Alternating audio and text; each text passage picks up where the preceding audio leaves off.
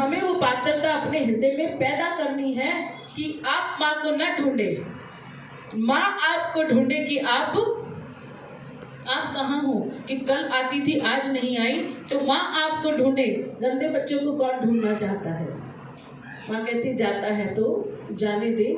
तो माँ से यही प्रार्थना हम सब कर रहे हैं कि पवित्र नवरात्रि हैं, ग्रहों नक्षत्रों के अनुसार कहा जा रहा है कि बहुत कठिन नवरात्रि है, बहुत सुख प्रदान करने वाले नहीं हैं। उसका कारण भी आप सब लोग हैं। जब माँ को इतना तंग कर देते हैं तो माँ भी कभी कभी ऐसे नक्षत्र में आ जाती हैं कि वो आपको कुछ दे के नहीं जाती, अन्यथा जो आपसे लिया है वो भी अपने साथ ही ले जाती हैं। कह दो जय माता दी।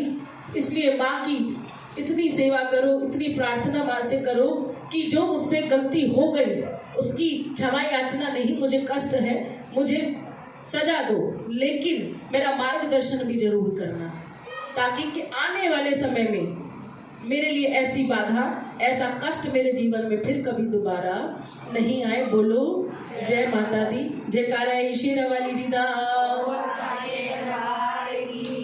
जगदियां जोता वाली माता तेरी सदा ही जय। श्री शंकर भगवान की, माता पार्वती की। ठीक उसी प्रकार बड़ा समय महामाई ने तय किया हुआ है। हर चीज तय है ना। आप कोशिश कर देखो।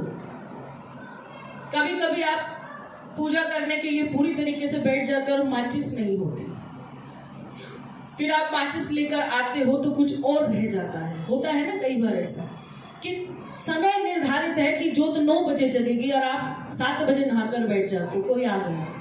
हर चीज निर्धारित की गई, उसी निर्धारित समय से पहले आप कुछ भी नहीं कर सकते। अब आपके पास सब कुछ है, माँ की कृपा है, पर माचिस नहीं है तो उंगली से जोत नहीं जगाई जाती।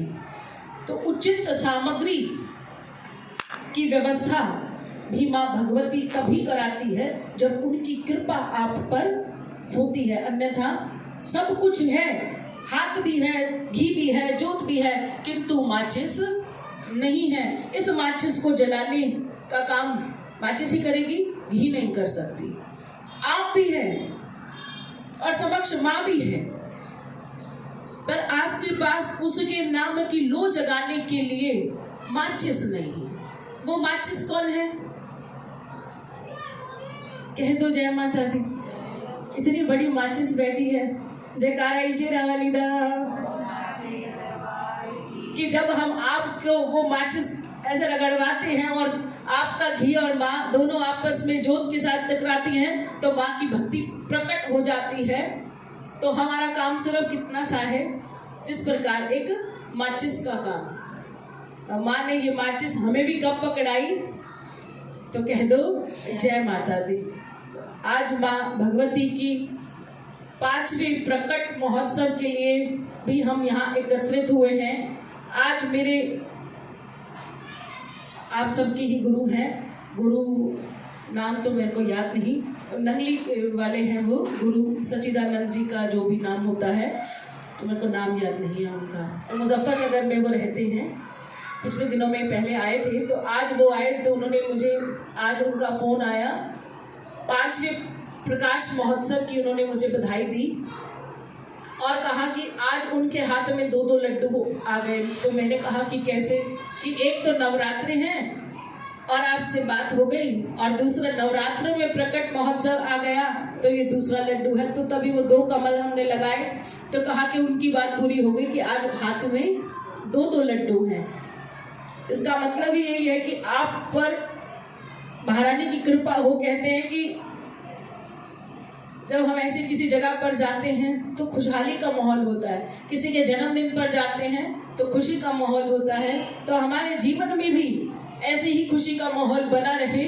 तो प्रकट जो महोत्सव हम आप सब के लिए बात कर रहे हैं, प्रकट महोत्सव है क्या? किसी ने कहा हैप्पी बर्थडे माता जी, तो मेरा जन्मदिन तो चला गया। प्रकट महोत्सव को प्रकाश महोत्सव भी कहते हैं, और प्रकाश महोत्सव का मतलब होता है जब आप सूर्य की किरणों को देखते हैं तो अब सूर्य के भीतर से 7 प्रकाश की किरणें निकलती हैं। पता है, हम लोग पढ़ते थे पहले, लेंस के अंदर से जब सूर्य की किरणें निकलती हैं तब एक प्रकाश 7 रंगों में विभाजित हो जाता है। तो प्रकाश महोत्सव का मतलब ये है कि माँ भगवती के बनाए हुए 7 रंग उस व्यक्ति के जीवन में शामिल हो जाते हैं, जिसके जीवन में ये प्रकट महोत्सव आता है, ये प्रकाश महोत्सव हो जाता है। नहीं तो हम सब सूर्य की एक ही किरणों को देखते हैं और उसके भीतर के प्रकाश को, उस रंगों को केवल वही देख पाता है जिसको माँ भगवती ने वही प्रकाश पूर्णतः रूप से दिखाया हो। तो जन्मदिन में तो इंसान फंस जाता है। जब उसका जन्मदिन होता है तब वो रिश्तों में फंस जाता है, और जब प्रकाश महोत्सव होता है तब वो सारे बंधनों से छूट जाता है। और कहा कि एक बंधन छूटना है जब मृत्यु हो जाती है। आप ऐसी शैया पर लेटे हैं, सब कुछ छूट गया, तो वो तो लाजमी सी बात है। लेकिन जीवन काल में अगर आपको जीवंत शरीर से सब कुछ छूट जाने का मौका प्राप्त हो तो आपको कैसा आनंद आएगा कि आपको लगे कि कोई चिंता ही नहीं है। पिटाई हो रही है तो होने दो, रोटी मिली तो खा लो, नहीं मिली तो प्रभु का गुणगान कर लो, नींद आए तो अच्छी बात, और अगर नहीं आई तो प्रभु का गुणगान। तो ये कब होता है? जब प्रकाश आपके पास पहुंचता है। तो इसको इतने छोटे शब्दों में हैप्पी बर्थडे कहकर खत्म नहीं करना। हैप्पी बर्थडे तो भगवान जब धरती पर भेज देते हैं उसी समय हो जाता है, लेकिन प्रकाश महोत्सव तक पहुंचने के लिए एक जन्म नहीं लगते, कई जन्म लगते हैं। और 84 लाख योनियों को पार कर कर आपको एक मानव जन्म मिलता है, और उस एक जन्म में आप एक ही कामना कर सकते हो। तभी भगवान ने कहा कि एक